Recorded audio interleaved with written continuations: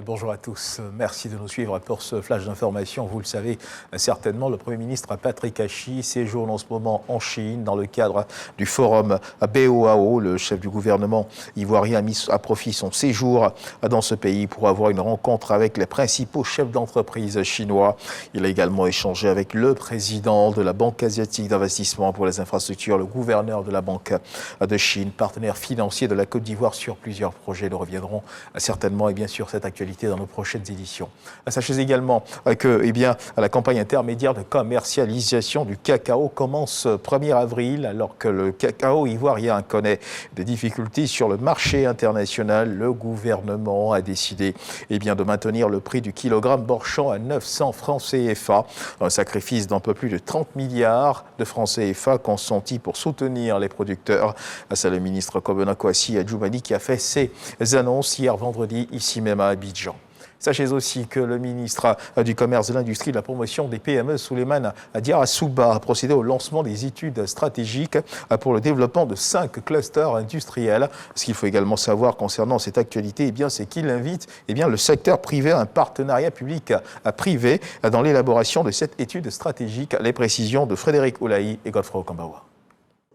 Clusters industriels, un concept pour positionner le secteur industriel comme moteur de la croissance économique. À sa simple définition, clusters renferme les notions de l'action collective et la mise en relation d'entreprises basées sur l'ancrage géographique. L'élaboration des études stratégiques pour la mise en œuvre des clusters industriels offre l'accessibilité aux marchés internationaux pour les entreprises locales. Les études stratégiques qui seront faites et que l'ONUDI appuiera bien entendu seront de faire effectivement déjà un diagnostic qui soit un diagnostic solide.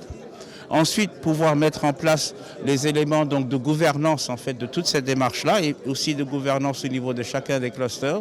Nous attendons effectivement d'être approchés au sein de la Confédération patronale unique des PME pour réaliser ensemble ce projet assez important pour l'épanouissement des PME. Dans ce paradigme axé sur la productivité et un écosystème compétitif, le ministre Souleymane Diarra-Souba invite les cabinets à un suivi efficace des études stratégiques. Nous avons identifié après étude 7 clusters prioritaires.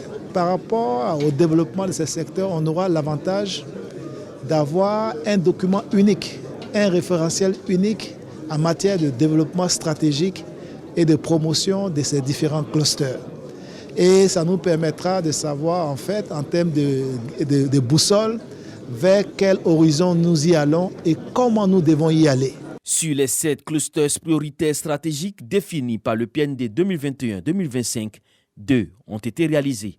Les 5 autres se feront dans les mois à venir dans les secteurs de matériaux de construction, d'ameublement, d'équipement et d'emballage.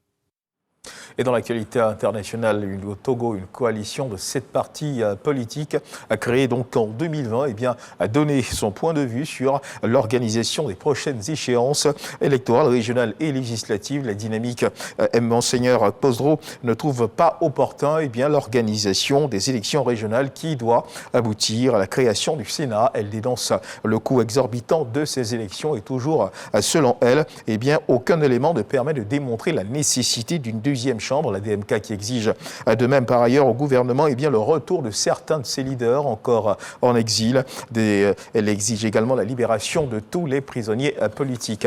Toujours dans l'actualité internationale, des nouvelles du pape François. Après 3 jours de soins pour une bronchite, le pape François doit sortir de l'hôpital ce samedi 1er avril 2023 et rentrer au Vatican où il présidera la messe des rameaux le lendemain, marquant le début des célébrations de Pâques. Vendredi, le jésuite argentin de 86 ans a effectué une visite surprise dans le service d'oncologie pédiatrique de l'hôpital Gemelli à Rome. Et on termine ce tour de l'actualité internationale avec l'Espagne, où plusieurs feux sont recensés dans les Asturies, une région du nord du pays. Des feux de forêt ont été déclenchés de manière simultanée d'est en ouest de la région. Des incendies qui seraient d'origine criminelle. Et le ministre régional de la cohésion sociale du monde rural, Alejandro Calvo, de dire que tout le poids de la loi tombera sur les criminels. Notons qu'au total, 400 personnes ont été évacuées, 8 collèges ont été fermés. La principale autoroute de la région a été coupée par les feux. Voilà qui marque la fin de ce flash d'information. Merci de nous avoir suivis. Je vous retrouve à 13h pour le journal.